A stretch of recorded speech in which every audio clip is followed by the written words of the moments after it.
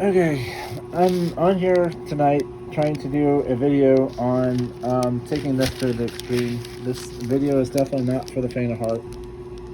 What I say is going to be harsh. What I say is going to be bad, but it's going to have to be said because I think too many people think that they're saved, and I don't believe they're saved. For instance, like I grew up in the church. I went to Bible study and Vespers and all that. I tried not to miss one single Sunday. I tried to do the best I could. I tried to read the Bible. And I knew I was off because I saw videos and I was playing Christian instead of doing it. I was wrapped up in the world and I was not leading the proper life. And then my eyes were opened and over time, and then they were really opened in 2020. Um, but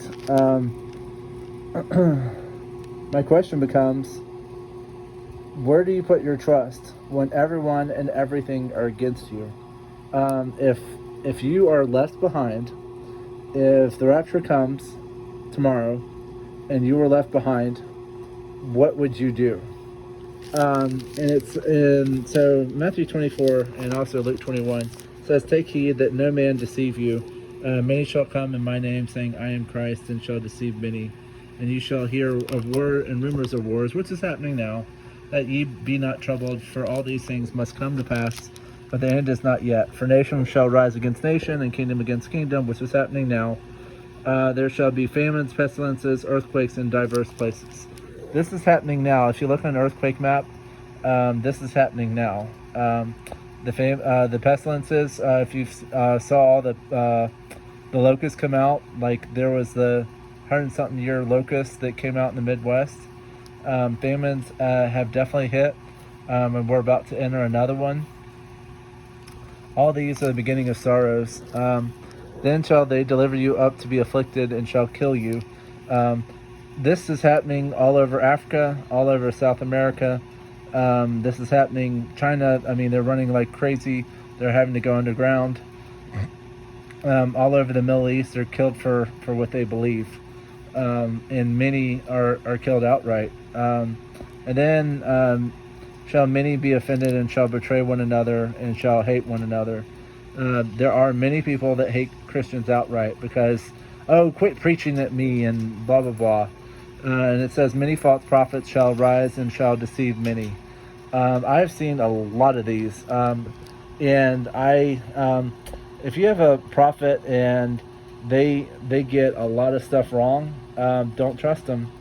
I'm not going to call out any tonight, but I've seen a few out there where what they have said has not come to pass. And it says, "Because of iniquity shall wax cold, but he that endureth to the end shall be saved." When ye shall see the abomination of desolation spoken of by Daniel the prophet standing in the holy place, I believe, and this is what I was shown, the abomination of desolation was, or is, Lucifer, right? There was a certain thing called luciferase in a so-called armed substance. Let's call it that. And it was used, and that, I believe, was part one of the MOB. And you know what I mean, hopefully. Then let them, Judea, flee to the mountains, or let him who was housed up not come down to take anything out of his house. I believe that God gave us 3 more years, because 3 years ago, well, 2020, so 3 to 4 years ago, I was shown like visions of like planes taking off and that type of thing, and things happening. Then we had like I think it was Asbury. It was in Kentucky. There was a church, and there was a nonstop revival going on for like over a month. And so God saw that, and he took away his wrath. And then we were warned yet again this past April, and basically God was saying, okay, you have 40 days to repent. And I mean, there were quite a few. I mean, I did see some revivals, but not to the point where God's going to turn away his wrath. For then shall great tribulation that was not yet since the beginning of the world to this time no ever shall be. So this, you're going to see things that you've never seen before. You're going to see earthquakes that they're beyond the Richter scale. They're the ones that I see coming are so great. Like there's one that's supposedly going to go off from Anchorage, Alaska, all the way down through California, and it's going to take apart Anchorage and put it into the sea. Supposedly, a lot of California is going to go under and slough off into the ocean. And then also you have, and even the government news is pointing to this one. There was a earthquake in Missouri, and so that one will happen. And so, and then I have seen a tsunami, and there's a point on here that says raging of waves, and I don't know if that's in Luke 21, but there's a part of this that says a raging of waves and that thing. So Luke 21 is another part of this, but it says a raging of the seas, and that is basically the tsunamis coming on the land. So all of this was background into what I'm trying to get into now. So from this point, my question becomes, because we don't know when the rapture will hit, we have a good idea, but the rapture could be, delayed. It could be part way in. So what happens when when this hits, and everything you know goes kablooey? So what I'm saying is, when things go chaotic, if the real MOB comes out and you can't do anything unless you have it, you're going to lose your house, you're going to lose your car, you're going to lose everything, because they're going to take them from you. They're going to demand you have some exorbitant pay. And the way I can see this coming about is they, all this debt that we have right now, the 34 trillion, I could see them saying, okay, well, everyone owes a blah, blah, blah sum of the taxes that we paid and that we spent, and so we're going to take it out of your own pockets and give it to ourselves, kind of thing. So they could make this wicked thing happen, and so they would be able to take everything of yours.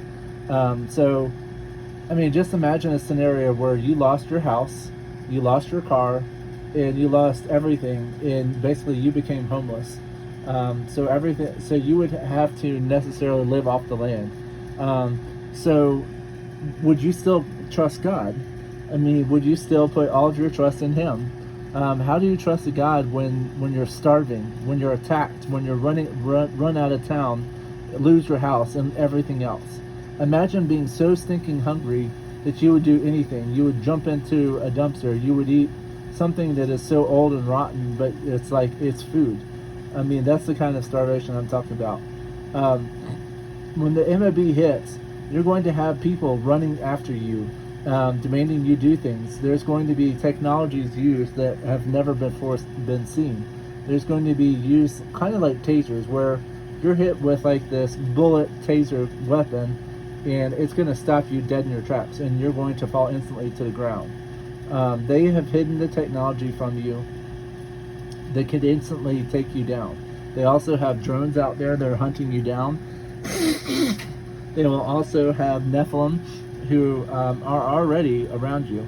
Nephilim are hiding in earth suits. They do not have a soul. They are an abomination before God, and they are running around. And I've been told there's in videos that there's a group of, I guess you could call them beings, but they are able to sniff out anyone whose blood has been turned by God, and they're able to hunt us down and know exactly where we are, and able to rip us into pieces. You also have giants who are 20 to 50 feet tall, and maybe bigger, maybe smaller, slightly smaller, and they will be they could run you down like it was nothing. But the thing is, if you look at, so there's a couple of different places. So there's Jeremiah 30. I think it's Isaiah 44. It's like 43, 44, and 45. And then Joel 2 and 3, and then Psalms. There's a few things that point in Psalms. But it says that my people will not be harmed. My people will have grain and oil and wine. My people will be used to bring righteousness and that type of thing, and be in my hands. But the thing is the chosen ones are the ones that have given up TV. They're the ones that have given up basically everything in the world. I don't watch sports. I don't watch TV. I don't watch movies or anything. I don't play games. What I do is I try to do videos like this. I try to get in the Word that you see open here, and I try to help people around me. I do not withhold money from people that need it. I go around and I help homeless. I try to give them money. And y'all may say, oh, well, that's craziness. It's like, okay, well, in the Bible it says that he sends us to prisons and hospitals and everywhere else to help people. And if I can do this and help them in any way, it is on them if they spend it the wrong way. It is not on me. It is my way of tithing and doing almsgiving and that type of thing. And so I'm trying to help people. And if they choose to spend it on drugs and whatever, God knows exactly what it's used for, and I'm sure, and God will. It's like, okay, well, he can withhold stuff from them because of them not using the money rightly. Like if they use it on marijuana or something else, then then God's going to withhold his stuff from them. So yes. But I'm one of the only people, I think, that I know of. I have never seen anyone else say anything other than AI will turn against us. I actually saw a dream where it was Terminator-ish, where the robots completely went ballistic and were running humans down and catching us and turning us into them. And one of them, it was this girl. It was like an 8 to 10-year-old girl. And this big robot dude, with like on the walls, it was nothing but like computer and technology that is covering the wall. There was no wall.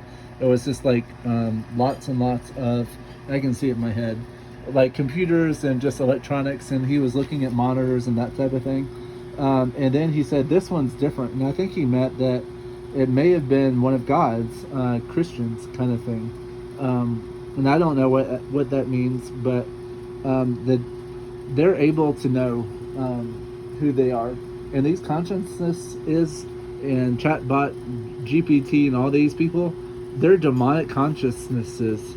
They are demonic spirits that are playing with you. They want you to feel, oh, well, these people are helping me. And then in the end, they're going to actually turn against you and kill you. But so you're going to have a world where you're starving, where you're attacked, where you run out of town, where you lose your house, or you lose everything, and where the world, robots will hunt you down. If you've ever seen the Terminator, the robots hunt the people down, capture them, and turn them into robots. And then you have Nephilim. Nephilim are sons of the fallen ones. So there was a third. The angels came down and slept with women. Well, that is their offspring. The Nephilim are their offspring, and they can smell Christian blood. So my question becomes, where will your food, water, and shelter and warmth come from?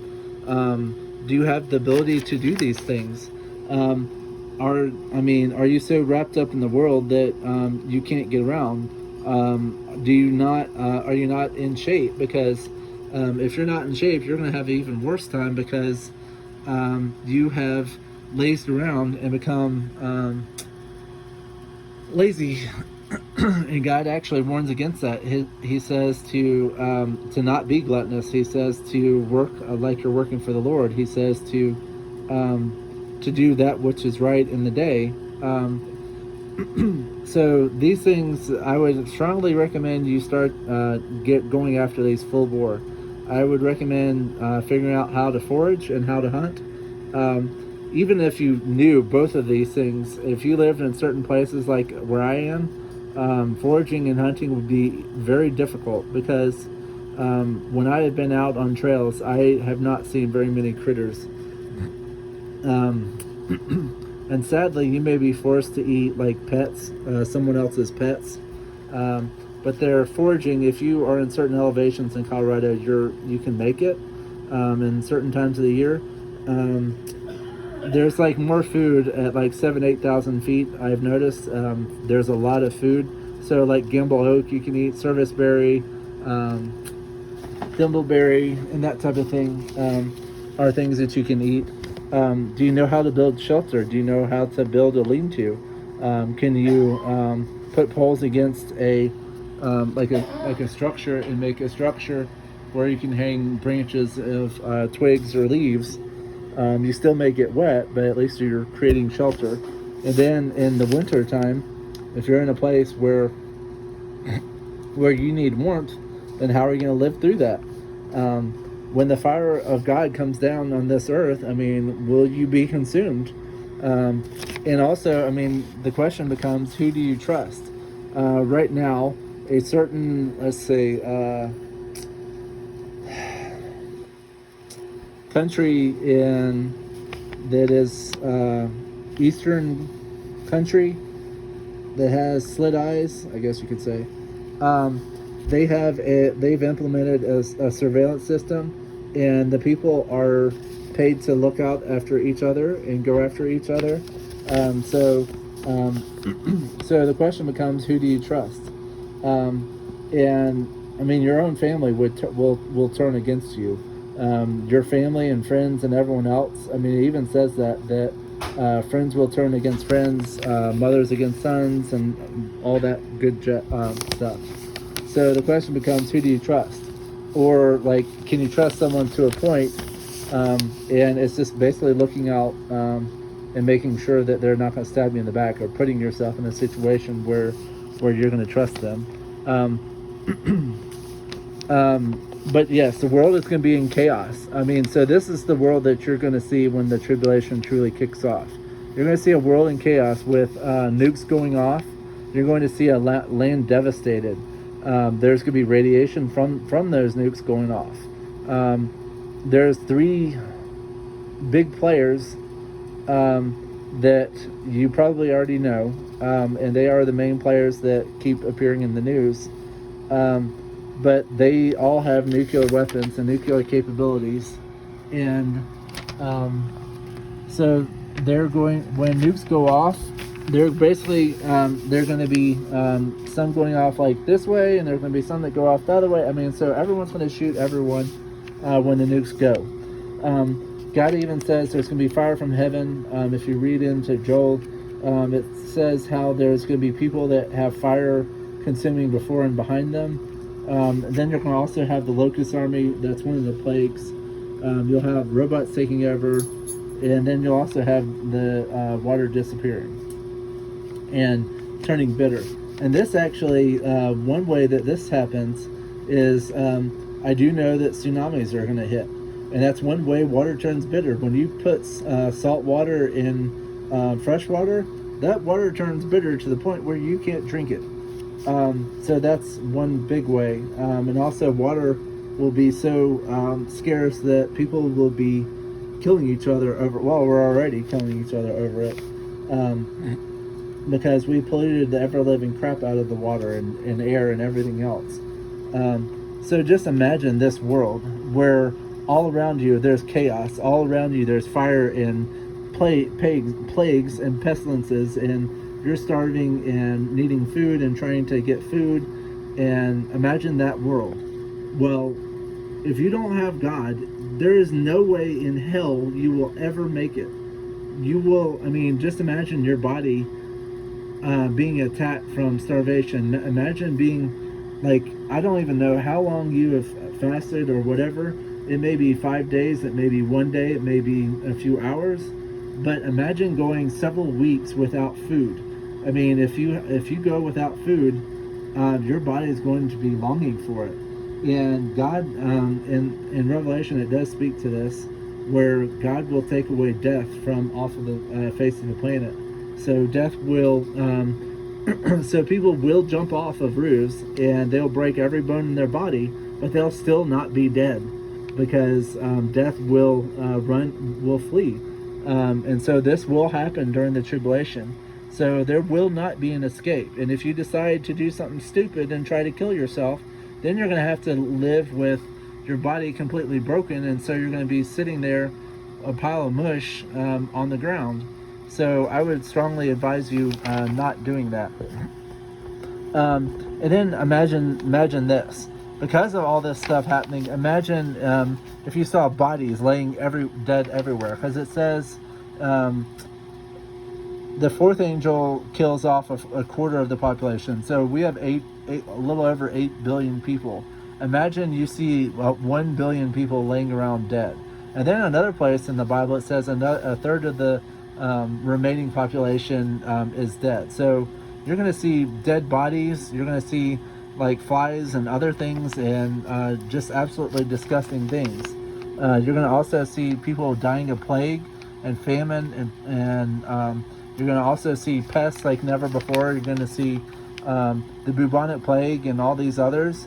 You're going to also, sword is, and all these are judgments. All these are referred to in the Bible as the, and also what God will do is he'll use beasts as well. But these are the judgments of God. When he used plague, famine, pestilence, sword, and beast, they are to come after those that have disobeyed him. He is, yes, he is a loving God, but if you read about vengeance of God, you see a whole different side of him. Look up the day of the Lord and vengeance, and you'll see it all over the Bible. He's asked many of people in the Old Testament to slaughter the entire population of people. Like Saul. Saul refused to do it. He kept a hold of animals and people because he thought he could use them and get away with it. And basically Saul was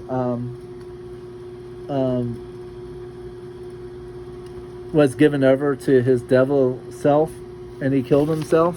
I don't know where he ended up in the afterlife, but that's between him and God. But also imagine this. I mean, with all these things going off, so you have nukes going off, you have earthquakes, you have tsunamis. Imagine a world where all the mountains are like dissolved. They are piles of rubble and piles of sand. Imagine a world where you have, I mean, you're in the same area, but you're like, okay, none of this looks familiar. And so you would have to find all these things. And so the food and water may be buried under large amounts of rock and debris. So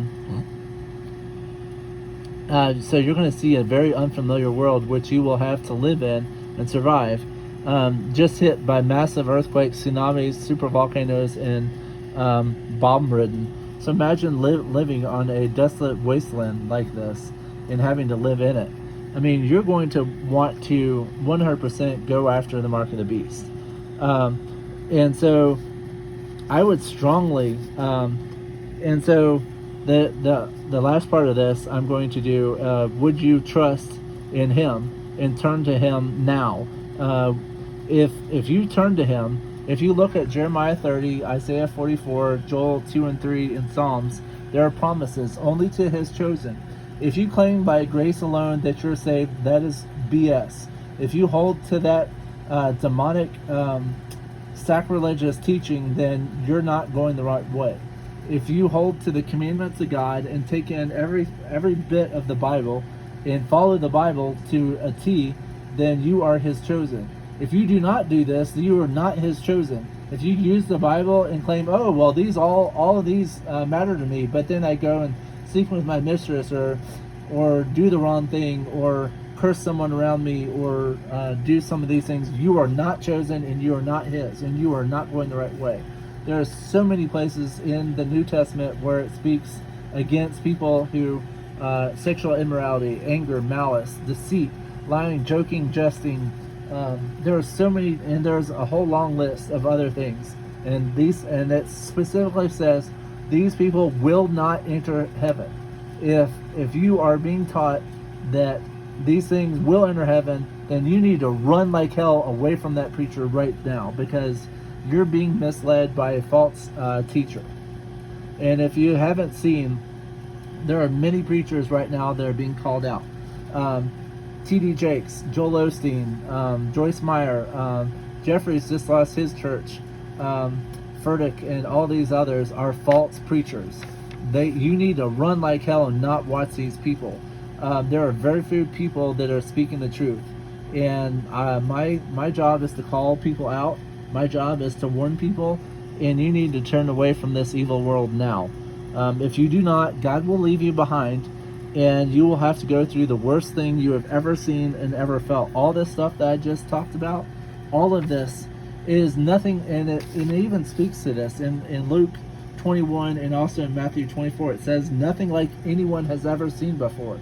So they are natural disasters that are on a scale beyond anything we've ever seen. If you have ever been in a hurricane, if you've ever been in a tornado, it is worse than all of those combined. If you combine every single worst natural disaster in all created history, it may come close to what you're going to see. But imagine that on a worldwide scale where nothing is untouched. You're going to see this land completely transform and change. It says that islands will move. It says that all the mountains and all the islands will move from their foundation. And that is all during the tribulation period. God says that He will provide, that He can and will provide if you are His and seek Him. I was given a dream, and so what it was, let's say that's the pillar. So there was so it was very sheer on both sides. And I mean, I've seen this many times where I've been on the top of it and looking, like I was looking down, and then below me, like down here, was like a city or whatever below me, or actually it was kind of circling the whole thing. And at sometimes God was behind me. And so the latest part of this whole scenario is I was up there, and it was a little bit bigger, but not too much. So it was a little bit of a flat top with like 4 or 5 people on it. And God was saying that these are the people that have come back to me that I'm going to help, that I want you to help. And then I saw other people, and what I saw was from me looking down. So I basically saw people like looking up, kind of like this, and like rock crawling up the side of the. So they were like pretend this is rock. So they were rock crawling up the side of the rock, and trying to struggle up the side of the rock, trying to get to me. That is going to be anyone that does not leave this world. And the only way you can leave this world is if you're God's. It does say in the Bible, it calls it the harpazo and other names, or taken away, or whatever you want to call it. There is a group of people who have given their lives completely over to God, and those are the people that are going to go home. There's other people that will have to stay behind and fight like hell. I do know for a fact that there will be people that are going to be out there that can lead you the right way.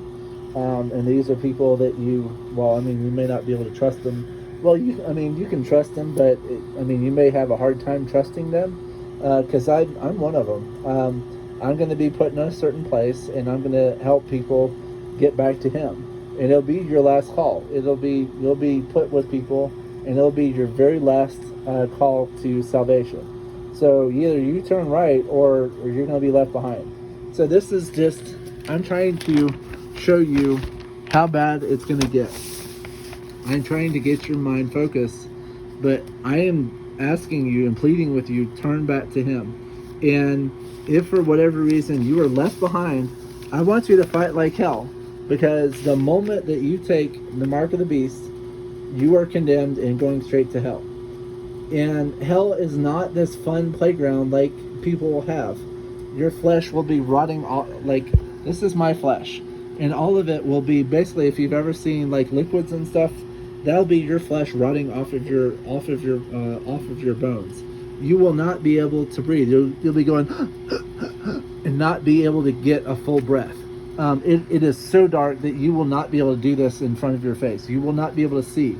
It is there's demons all around that are going to rape and pillage and poke you and rip you apart. Every single orifice that you have, they're going to make it wide as can be.